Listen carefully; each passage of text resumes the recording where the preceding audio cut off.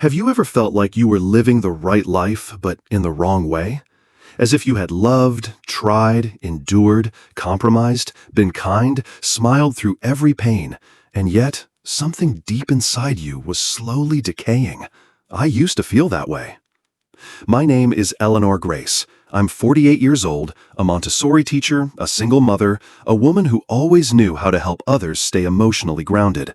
But no one ever asked if I was truly okay.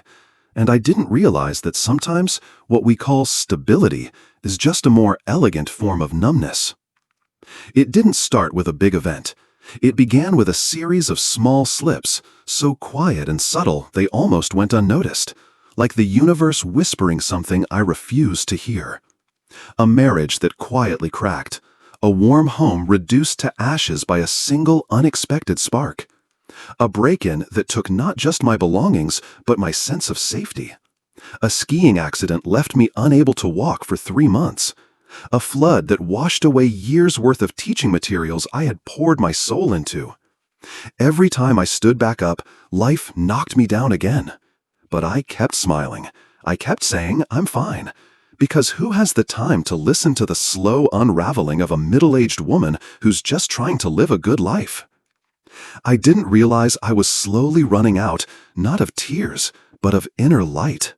I stopped believing in goodness, stopped wanting to love anyone new, stopped thinking kindness could save anything at all. And then, one early autumn afternoon, I was crossing the street like I had so many times before. The truck didn't stop in time. I don't remember the impact. I don't remember the blood. I don't remember who screamed. I only remember one thing.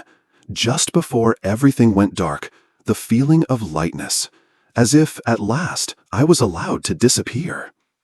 But I didn't disappear. On the contrary, I was pulled into a place so strange, I no longer knew where the dream ended and reality began. A place with no form, yet for the first time in my life, I felt truly loved, without needing to earn it, prove it, or be anything more than what I already was. And then I met it, the light. I didn't see the light. There was no angelic music, no endless tunnel, no pearly gates or golden doors. All I felt was movement, a drifting, weightless as a thought, thin as a final breath. I was rising, or rather, I no longer belonged to gravity. My body, or what was left of it, lay motionless in the street. People knelt beside me. Someone screamed. But all the noise was like a silent film playing from the other side of the glass. I wasn't afraid. I wasn't thinking. I just knew. Knew that I was not that body. Knew that something vast and immeasurable was unfolding before me. Then I was pulled into a space of absolute darkness. But strangely, it wasn't frightening. It wasn't empty. It wasn't cold. It was warm, as if I had fallen back into the womb of the universe. No shape, no edges, but something was there, all around me, through me, touching me not with hands, but with love. And for the first time in my life, I realized love is not something you receive from others. Love is what you were made from. I didn't see a face, but I knew it was there. A presence, or a light, or a gentle intelligence so tender that it brought you to your knees not out of fear, but out of awe, because it didn't judge you. And it didn't ask for my name, or my job, or whether I had been right or wrong. It asked only one thing in a language without words. Do you remember? I didn't know what I was supposed to remember, but tears began to pour out, even though I no longer had eyes. Because I did remember the feeling. I had been here before. I had once chosen to return to Earth. I had once made a promise, but I had forgotten. And in the moment I realized I had forgotten, that light embraced me in total forgiveness. No blame, no regret, no fixing, only this.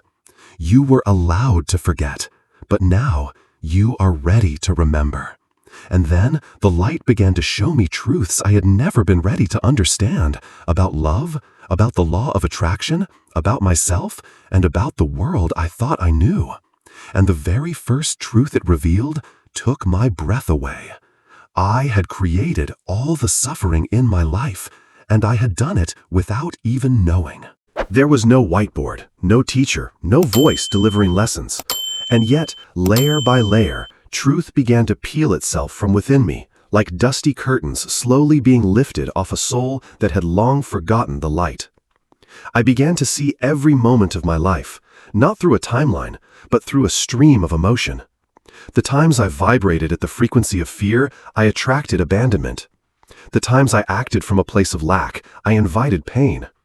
The times I pretended I was fine, I drew people into my life who never truly cared how I was.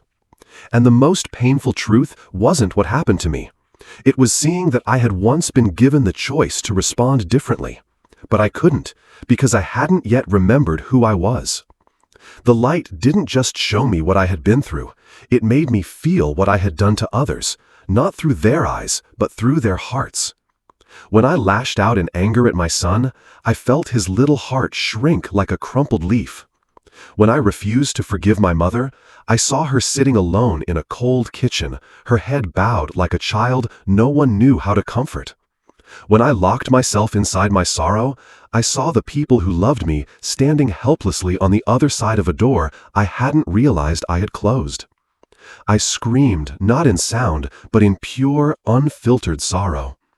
And yet, the light did not judge me. It only asked, gently and without pressure, "Are you ready to see with the eyes of your soul?" And then, I was shown the law of attraction, not as a motivational quote or social media slogan, but as a living stream of energy moving through every cell of existence. There was no reward, no punishment, no right or wrong, only resonance. You don't attract what you want, you attract what you are. I saw that when I lived in fear, I touched only the possibilities that fear could offer. When I believed I was unlovable, I resonated with those who couldn't love either. Not because I was unlucky, but the universe doesn't listen to what you say. It listens to what you vibrate. I wept, and the light said, "You can create anything again, but you must let go of the belief that you are a victim." I was taught that forgiveness doesn't mean forgetting. Forgiveness means choosing not to use the same old wound to punish yourself for one more day. That boundaries don't make you less spiritual, they are how the soul protects the light within. That true love doesn't need to be proven, returned, or held onto. It only needs to be acknowledged. I used to think I had lived a failed life, but in truth, I had only lived forgetting who I was. And then, like a reel of film rewinding through the folds of time, I began to see something I never believed could be real. A memory that didn't belong to this life. A glimpse into the souls I had once made promises to before coming to Earth. And among them, one soul stood out, familiar, wordless. A part of me is buried deep in my heart, and it was waiting for me to remember. I thought the lessons had ended there, but they hadn't. The light seemed to read my thoughts, or more accurately, it revealed a deeper layer of myself, where I had hidden my oldest wounds beneath a mask of peace. I was taken to a kind of memory space, but it wasn't the memory of this me, it was of a higher version of me. There, I saw Eleanor before Eleanor was born, a luminous soul, strong, brave, full of hope. She chose a path through pain, not because she was naive, but because she believed deeply that she wouldn't forget. And I saw it clearly. I had chosen my family. I had chosen my former husband. I had even chosen that exact collision on that autumn day. Not to be hurt, but to remember myself through that hurt. Like a diamond shaped under pressure. Like light that only reveals its full brilliance in the dark. The light whispered, "No one comes to Earth to have an easy life. They come to remember who they are through the very things they thought they couldn't survive." And I understood. I had once prayed for strength, and the universe gave me pain to sharpen it. I had prayed for love, and the universe sent those who broke me so I could learn to love myself first. I had prayed for light, and the universe lowered me into darkness, not to punish me, but to help me become the light I was searching for. When I finally released all resistance, I saw the last, most sacred truth. Love doesn't come from outside you. It is what you remember the moment you stop chasing it. I was never wrong. I was never weak. I was just taking a very long road back to a place I had never truly left. And I understood. Every soul can return if they choose, but they must choose. I had once believed I didn't have a choice, but now, with all truth laid bare before me, another question rose clear, calm, and direct, resonating through the center of my soul. So, do you wish to go back? I thought I wouldn't want to go back. Honestly, I had once begged to leave that world behind. A world where you have to brace yourself every morning, hide your tears under makeup, mask your loneliness behind workplace laughter, pretend you're okay just so you won't burden anyone else. A world where you love someone so deeply it breaks you, and then they leave, even though you once believed they were your destiny. A cold world, tiring, chaotic, and no one's waiting for you. But here, everything was weightless. No time, no form, no age, no responsibilities. Just absolute, unconditional love, so pure, you didn't need to prove anything to be worthy of it. And I melted into it. A part of me had already begun to return to the source. But then that image appeared.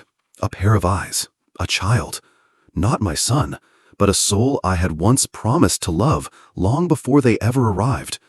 They had never been born, but I recognized them instantly. That soul, pure, trembling, full of hope, was a fragment of my spirit, waiting to be embraced again in this life. I saw my mother.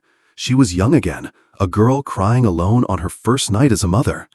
I saw my ex-husband, slumped over in his car, lost and spiraling after the day he betrayed me. I saw my son, sitting at my hospital bedside, his hands shaking as he tried to call for help.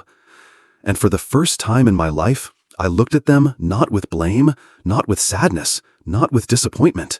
I simply saw each of us was learning how to love inside a body that had forgotten everything. And then the light asked, "You may stay, or you may return and become the message." I was afraid. Earth is heavy. But I knew then, love isn't staying where it's easy. Love is choosing to return when you don't have to.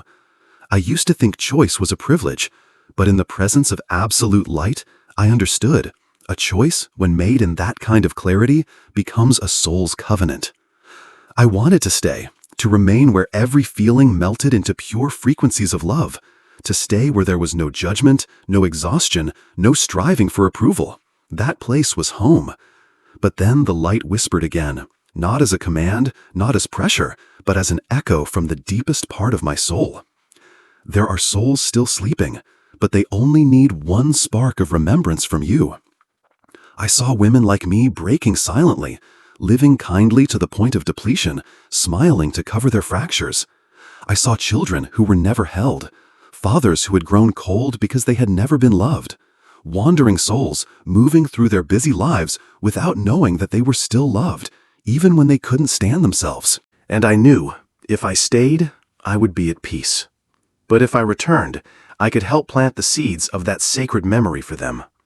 A whisper, a glance, a well-timed word, a quiet presence that heals without ever needing to be known. I didn't have to do anything grand. I only needed to become a mirror reflecting the truth they once knew but had long forgotten. I took a breath, not with lungs, because breath isn't needed in the realm of light, but I breathed in the primal will of my soul. I choose to return.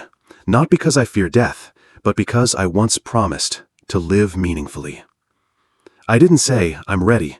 I simply whispered, "If they still need me, I'll go." And in that instant, I fell. When I woke up, nothing was the same. My body hurts, my memory was hazy, but one thing remained clearer than ever.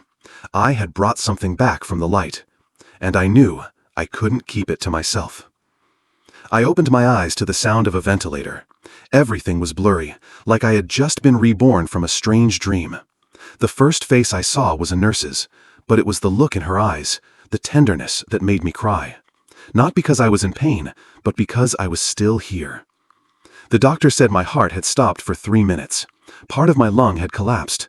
3 ribs were broken. 1 leg might not fully recover. People called me a miracle. But what they didn't know was that the real miracle wasn't that I survived. It was that I came back completely changed. I used to teach like a machine. Now I listen to each child as if they are ancient souls in disguise. I used to live by duty. Now I live by resonance. I used to fear being left behind.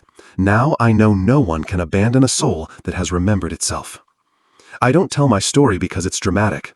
I tell it because someone out there might need it, to remember who they are. I once believed my life was a failure. Now I understand that every mistake was part of my soul's blueprint. I once resented those who hurt me. Now I see they arrived at the right time, in the right way, to trigger the lessons I needed most. My former partner reached out. He didn't apologize. He simply asked, "Do you hate me?" I smiled, looked into him, as if I could see the fragile soul beneath his skin, and replied, "I don't need you to fix anything. I've already healed." I didn't come back to change the world.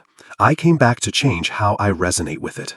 Each morning, I whisper to myself, "Today, I will love for no reason at all."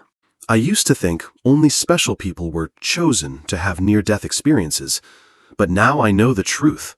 We are all chosen, every single day. We're chosen to awaken through pain, chosen to understand love through loss, chosen to learn letting go by holding on until whatever we cling to slips through our fingers. You don't have to die to remember. You just have to pause. Listen to your heart. Look into the eyes of a loved one who's hurting. Notice the tightness in your chest every time you say yes when you mean no. Pay attention to how the universe is speaking to you, not with words, but through repetition, through dreams, through accidental encounters your soul planned long before you were born. We are not the names on our ID cards, not our gender, our age, our jobs, or even our mistakes. We are learning how to remember we are light, even while living in a world wrapped in fear and control. Sometimes I watch people crossing the street and wonder, do they know they once were radiant souls? I look at myself in the mirror and whisper, "Thank you for choosing to come back." And I look at you, the one watching this video, and I know you're remembering something, slowly, gently, but deeply. You don't have to believe this story, that's okay. But if some part of you shivered at the words light or remembering, maybe that part has been there too. And maybe, just maybe, you're here to tell the story you once promised never to forget.